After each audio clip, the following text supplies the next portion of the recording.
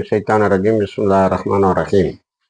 அன்பார்ந்த நேயர்களே, பலஸ்தீன் மீட்பு போர் என்று பார்த்தால் 934வது நாளை எட்டியிருக்கிறது. அதே நேரத்தில் ஈரானுக்கும் பிணந்திண்ணை கழுகுகளாகிய ட்ரம்புக்கும் நத்தயான்ஹுவுக்கும் இடையே நடந்த யுத்தம் என்று சொன்னால் அது 74வது நாளை 72வது நாளை எட்டியிருக்கிறது. இதில் ட்ரம்ப்பு எப்போ கேள்வி கேட்டாலும் நான் அழிச்சிட்டேன், நான் ஜெயிச்சிட்டேன் அப்படிங்கிறான். அதுபுறம் எதுக்கு டீலுன்னு கத்திட்டு இருக்கேங்கிறத உலகம் முழுவதும் உள்ள மீடியாக்கள் ட்ரம்ப் உலகத்துக்கே மிகப்பெரிய ஆபத்து என்பதை சுட்டி காட்டி இருக்கிறார்கள். அதில் நம்ம ஹிந்து பேப்பர் எழுதின ஒரு தலையங்கம் மிகவும் நம்மை சிந்திக்க வைக்கக்கூடிய உலக மக்களுக்கு ஒரு எச்சரிக்கையாகவும் இருக்கிறது. அது ஹர்மூஸ்ங்கிற அந்த பிரச்சனையை தொடங்கி வைத்தது யார்? அது ஓப்பனாக தான் இருந்தது. அதை மூட வைத்தது அமெரிக்கா தான். இப்போ அதை திறக்கணும், அதுக்காக அமெரிக்க கப்பல்களை எல்லாம் கொண்டு அங்கே விட்டுருக்கேன் இங்கே விட்டுருக்கேன்னு சொல்லும்போது அவனே, அதாவது ட்ரம்பே உருவாக்கிய ஒரு பிரச்சனையை ட்ரம்பாலேயே தீர்க்க முடியவில்லை என்பதுதான் இப்பொழுது நிலை. அதை மிக அழகாக அந்த எடிட்டோரியல் சுட்டி காட்டுகிறது. Grappling with a crisis created by the war itself. அதாவது யுத்தத்தை தொடங்கிய அமெரிக்காவால் உருவாக்கப்பட்ட ஒரு பிரச்சனையை அமெரிக்காவாலேயே தீர்க்க முடியவில்லை.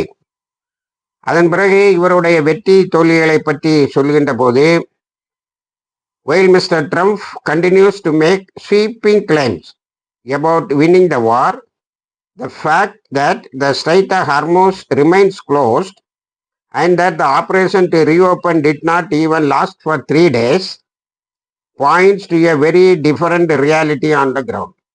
நேட்டோ இன்று காலையிலும் பத்திரிகைகளுக்கு பேட்டி கொடுக்கும்போது நம்ம ஜெயிச்சிட்டோம், நம்ம கன்வின்சிங் விக்டரி, டிசைசிவ் விக்டரின்னு ஆங்கிலத்தில் என்னென்ன வார்த்தைகள் எல்லாம் உண்டோ அந்த சொற்களை எல்லாம் சொல்லி அவர் நாம் வெற்றி பெற்று விட்டோம் என்று கர்ஜித்து கொண்டு இருக்கின்ற நேரத்தில் பொட்டில் அறைந்தால் போல் ஹிந்து பத்திரிகை தன்னுடைய தலையங்கத்தில் சொல்லுகிறது, ஸ்ட்ரைட் ஆஃப் ஹார்மஸ் க்ளோஸ் ஆகி இருக்குது, அதை ஓப்பன் பண்ணுறதுக்கு, அதை திறப்பதற்கு ஃப்ரீடம் ப்ராஜெக்ட்னு கொண்டு வந்தது.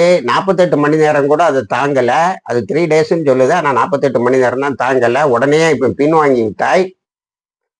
அப்போ கிரவுண்டில், அதாவது யதார்த்தத்தில் என்ன நடக்கிறது என்பதற்கும் உன்னுடைய டால் கிளைம்ஸ், மிகப்பெரிய வெற்றி பிரகடனங்களுக்கு இடையே ஒரு பெரிய வித்தியாசம் இருக்கிறது. யதார்த்த அரங்கில் என்ன நடக்கிறது என்பது நீ சொல்வதில் இருந்து முற்றிலும் மாறுபட்டது, நீ ஒரு பொய்யங்கிறத சொல்லிட்டு அதுக்கு பிறகு மிக தெளிவாக பல விஷயங்களை சொல்லிவிட்டு சொல்லுகிறது. ட்ரம்பினுடைய இப்பொழுது நடவடிக்கை வரும் நாட்களில் உலகத்தினுடைய பொருளாதாரத்தை பாதிக்க இருக்கிறது. அதாவது கல்ஃப் கண்ட்ரிஸ்ன்னு சொல்லக்கூடிய வளைகுடா நாடுகளில் வரக்கூடிய இழப்புகளும் அவர்களுக்கு ஏற்படக்கூடிய பொருளாதார பாதிப்புகளும் அமெரிக்காவுக்கு வந்தது என்றுதான் நாம் எடுத்துக்கொள்ள வேண்டும். காரணம் என்னவென்றால் அமெரிக்கானுடைய பேசஸ், அமெரிக்கானுடைய தளங்கள் தான் அழிக்கப்பட்டு இருக்கிறது, இன்னும் அழிக்கப்படும் என்றுதான் எதிர்பார்க்கலாம். நாம் ட்ரம்ப் ஏதாவது மோசடிகளை செய்தான் என்று சொன்னார். ஏற்கனவே லேசா ஒரு காத்தமில் அன்பியா ஒரு அறிக்கையில தெளிவா சொல்லியிருந்து, இவன் அந்த மினாப் ஸ்கூல்ல, அந்த ஸ்கூல் இருந்த இடத்துல ஒரு தாக்குதலும், கசின் தீவுல ஒரு தாக்குதல் நடத்தினோன்னா குவைத்தில் 2 தாக்குதலை ஈரான் நடத்தி விட்டது. இவன் கப்பல்ல வார்னிங் ஷாட் கொடுத்தவொடனே ஓடி போயிட்டான். ஃபுஜைரா போர்ட் அழிஞ்சு போச்சு. இதெல்லாம் எதை பாதிக்கும்னா வேர்ல்டு எக்கானமியை பாதிக்கும். சாதாரண ஹோட்டல் வியாபாரம் பண்றவன்ல இருந்து எல்லாரையும் பாதிக்கு. இது ட்ரம்ப் உலகத்தின் மிகப்பெரிய அபாயம் என்பதை எடுத்து காட்டுகிறது. இது இவ்வளவு தெளிவா அந்த கட்டுரை சொல்லாட்டாலும் உலகத்துல ஒரு பெரிய நெருக்கடிக்கு ட்ரம்ப் தான் காரணம் என்பதை அது மிக தெளிவாக சொல்லுகிறது. அதனால இவன் யாரையும் ஏமாத்திர முடியாது, நான் ஜெயிக்கிறேன்னு சொல்லி. அடுத்தது, இப்போ ஹார்மோன்ஸ் இதை ஓப்பன் பண்றதுக்கு பிரான்ஸ்ல இருந்தும் யுனைடெட் கிங்டம் சொல்லக்கூடிய ஆங்கில நாட்டில் இருந்தும் போர்க்கப்பல்கள் வருகின்றன என்று நேற்று பிரகடனம். இன்றைக்கு அது பின்வாங்கப்பட்டு விட்டது. பிரான்ஸ் சொல்லிட்டு நான் ஒன்றும் கப்பல்லாம் ஒன்றும் அனுப்பலப்பான்னு. அது ஒரு பெரிய மீடியா மேனிப்புலேஷன்ங்கிற அளவில் தான் இருந்தது. அதை ரொம்ப தெளிவா ஈரானுடைய நிலைப்பாடு எப்படி இருக்கிறது, அமெரிக்காவினுடைய நிலைப்பாடு, குறிப்பாக பிணந்தின்னும் கழுகு ட்ரம்ப்போடைய நிலைப்பாடு எப்படி இருக்கிறது என்பதை ஹிந்து பத்திரிகை இப்படி சுட்டி காட்டுகிறது. இது வரலாற்றில் தடமாக பதிய வேண்டும் என்பதற்காக அதை நாம் காட்டுகிறோம். Unlike mister Trump who has made several self-contradictory statements. ட்ரம்ப்பே நிறைய தனக்குத்தானே முரண்படும் வார்த்தைகளை அறிக்கைகளை விட்டுக்கொண்டே இருக்கின்ற போது, சின்ஸ் த வார் பிகான், யுத்தம் தொடங்கின நாள்ல இருந்தே பொய் தான் சொல்லிட்டு இருக்கேன். 30,000 பொய் சொல்லியிருக்கதா ஒரு கணக்கு இருக்கு. இத பொய்ய ஹிந்து பத்திரிகை தன்னுடைய எடிட்டோரியல்ல நல்ல இங்கிதமான வார்த்தைகளோடு செல்ஃப் கான்ட்ரடிக்டரி ஸ்டேட்மெண்ட்ஸ், தனக்குத்தானே முரண்படக்கூடிய அறிக்கைகள், அதாவது உளறான் சொல்லுது. ட்ரம்ப் இப்படி செய்துட்டு இருக்கும் போது, Iran has remind consistent in it's demands. நீ தான் இப்படி முன்னுக்கு பின்னு முரணா உன்னை பைத்தியக்கார மாதிரி உளறிட்டு இருக்கே தவிர, அப்படிதான் சொல்லணும். அது அப்பதான் எல்லாருக்கும் புரியும். ஆனா ஈரான் தன்னுடைய டிமாண்ட்ஸ், தான் வைக்கிற நிபந்தனைகளில் கன்சிஸ்டண்டா ஒரே மாதிரியாத்தான் இருந்து கொண்டு இருக்கிறது. இது எதை காட்டுன்னா, நீ உளறி தொலைகிற. அதுக்கு பிறகு இப்போ ஒவ்வொரு தோல்வியா ஒத்துக்கிட்டு முதல்ல unconditional surrender, nothing less than unconditional surrender, surrender ஆகிறத தவிர சரணடைவதை, ஈரான் முழுமையா சரணடைவதை தவிர வேறு எது இல்லைன்னு சொன்ன. இப்போ நீ எங்க வந்திருக்கேன்னா, நீ சரண்டர் ஆயிருக்க.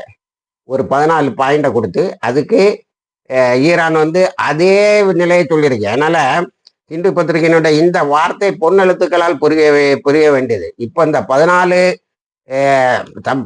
நிபந்தனைகளை ட்ரம்ப் அறிவித்த நிலையிலும் Iran has remind consistence in demands, அது அதனுடைய டிமாண்ட்ல, அதனுடைய நிபந்தனைகளில் அது தெளிவாக இருக்கிறது. இப்போ ஒரு நிபந்தனையை மட்டும் கொஞ்சம் மாத்திருக்கே அப்படின்னு சொன்னா, நீ எல்லாத்தையும் நிறுத்தணும். 10 பாயிண்ட் முதல்ல சொன்னோம்ல, அது அவ்வளோ நிறுத்தணும். ஹர்முஸை பத்தி இப்ப பேசவே முடியாது. அதுக்கு பிறகுதான் நீ எல்லாத்தையும் நிறுத்தின பிறகுதான் ஹர்முஸை பத்தி பேசணும்னு சொல்லிரு. அடுத்தது, இப்படி ட்ரம்ப்பே உலகம் முழுவதும் அவமானப்பட்டு நிற்கிறான். இதுல இன்னும் நான் கவனிக்கணும்னா, நான் ஹிந்து பத்திரிகையினுடைய எடிட்டோரியல் காட்டினேன். ஒரு 7-8 பத்திரிகை சிறப்பு கட்டுரை, எடிட்டோரியல், இப்படி உலகளாவியல் ஆங்கில ஊடகங்கள் உட்பட அதை எழுதிவிட்டன. இதே கருத்தை தான் சொல்லியிருக்கேன். அவங்க இன்சிஸ்ட் பண்ணது, ஹிந்து கடைசியில சொல்றது உலக பொருளாதாரத்தை பாதிக்க போகிறதுன்னு அவங்க முதல் லைன்ல அதை சொல்லிடுறாங்க, இவன் பெரிய ஆபத்து அப்படின்னு. அடுத்தது லெபனான்ல தான் பயங்கர சண்டை. லெபனான்ல நேத்து அல் பயாத் கமாண்ட் சென்டரை அடிச்சிருக்காங்க. 48 இஸ்ரேலிய இராணுவத்தினர் அழிந்திருக்கிறார்கள், காயம்படல, எல்லாம் விட்டு. அடுத்தது இதற்கு அது பயன்படுத்தினது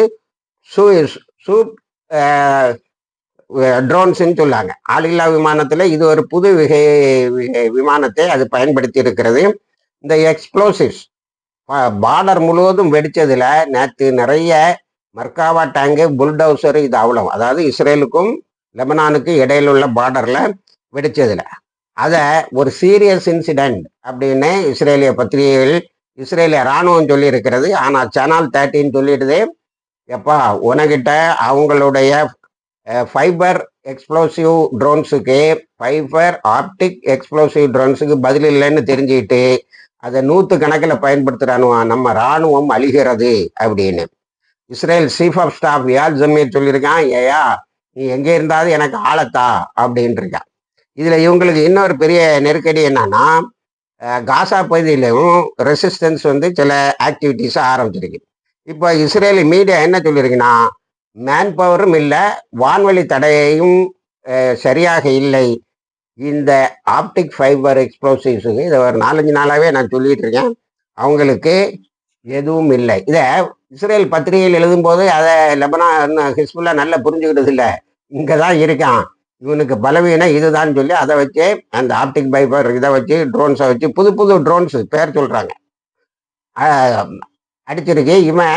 இவனுக்கு இந்த இஸ்ரேலிய இராணுவத்துக்குள்ளாலே பார்டர்ல ஒரு பெரிய பிரச்சனை நிறைய இஸ்ரேலுடைய இராணுவம் காயம்பட்டும் இறந்தும் இருக்கிறார்கள்.